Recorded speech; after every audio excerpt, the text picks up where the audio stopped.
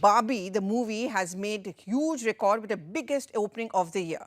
But the most important question is, and there's been a lot of controversy over this, has she now emerged as a feminist icon? The movie opened to $155 million and it's a story of a girl from dollhood to adulthood. She tells the story of women who struggle as she grows from the eyes of a doll to a human being. Barbie was introduced as an affordable doll and has soon captured attention worldwide. In fact, for childhood and for girls, it became a status symbol to own a Barbie. The movie has now evoked very strong response and has triggered debates on the entire issue of women empowerment. Joining me now, Mayank Shekhar, film critic. Mayank, whether it's abroad, whether it's back home over here in India, I haven't seen the movie. I'm presuming you've seen the movie. But even if you haven't seen the movie, are you interested and intrigued with a kind of a cult which is now emerging and it's now everyone is talking about women empowerment, how women need to stand up for themselves? Well, of course, I have seen the film. I wouldn't be here on this broadcast otherwise. Quite clearly, this is a film that's captured the imagination. I have a faint suspicion it really happened on its own rather than a marketing genius, because you cannot create this level of hoopla over a movie where I watched the film in a hall full of females, everyone dressed in pink, I'm presuming for Instagram.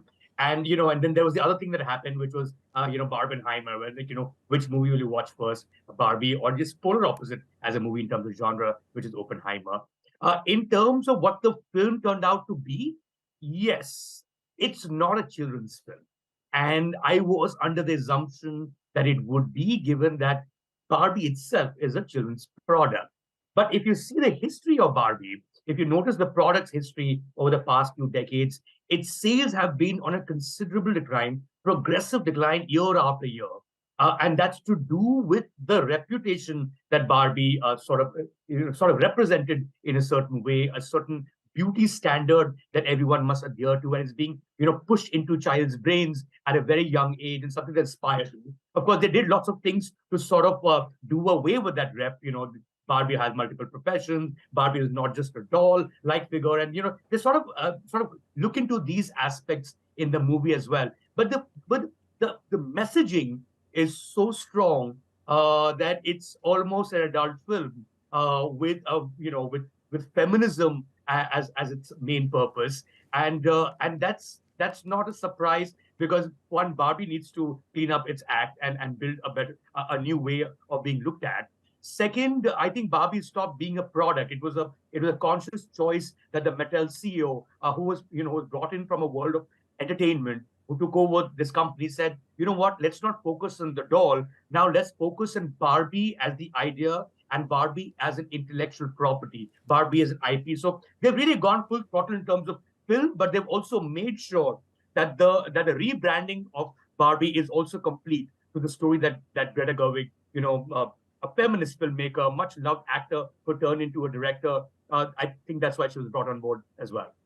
I find it really ironical, and it's very interesting also, because while many see this movie as a marketing coup of sorts, but I never had a Barbie doll. But the point is that it was felt that it was very cliched. It was, some would call it sexist and some would call it cliche, that why is it that you need to own a Barbie doll? And Barbie epitomized this whole concept of boys in blue and girls in pink and so on and so forth. But today, look at it. Today, the movie is actually being seen as a woman empowerment issue.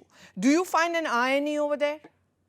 Well, there is irony, of course, but the irony is deliberate. There is a strong case being made for the relevance of someone like Barbie in the world of 2023, as against when it came out, many, many decades ago. And that was a different world, and there was a different worldview at the time.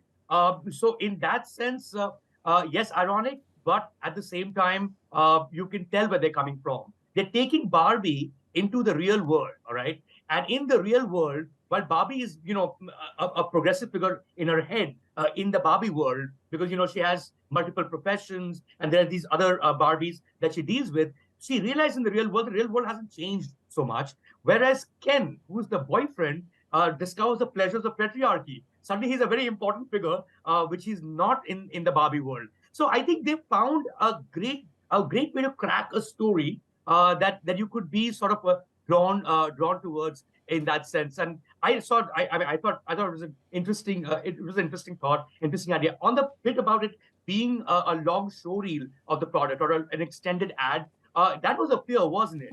I mean, it's not the first time that a product has been at the center of a particular movie. I mean, we saw it recently with with the film on Nike that came on Prime Video, and it's also not the first time that a product has become a movie. You take the example of Transformers, right? That entire franchise is built on a toy called Transformers. It first started in Japan. Correct. I think the beauty of this one is that they don't good not it's not too obvious, it's not too shameless, so it doesn't feel like just an ad. It feels far more, and it feels like a filmmaker making her point, and having also perhaps grown up on Barbie, and yeah, just sort of captivating you with an idea first. Well, Mike, you've at least convinced me to go and watch the movie, but thank you so much for joining us. Well, that's it for me from now, but before I go, the craze about the movie Barbie. Let's take a look at that.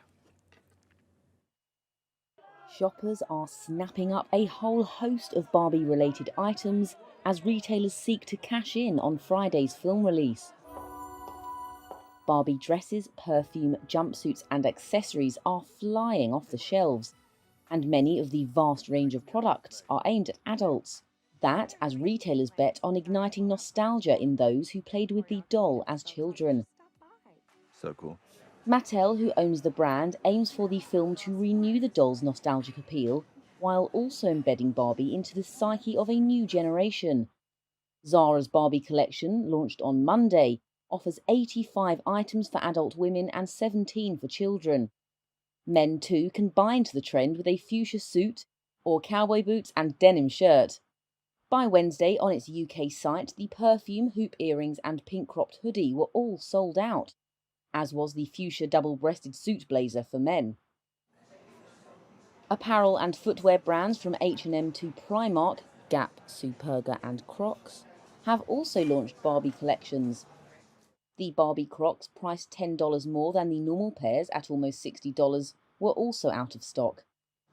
And luggage brand Base has a waiting list for all 3 sizes of suitcases in a Barbie pink, priced at a premium. It's not just retailers. Hyatt Hotels and Hilton are offering Barbie-themed hotel suites in cities such as Kuala Lumpur. Now, analysts say the sheer amount of merchandise raises a danger of the brand overstretching. But Mattel and partners hope a renewed emphasis on diversity and inclusivity from the Barbie franchise will provide enough novelty to keep people interested.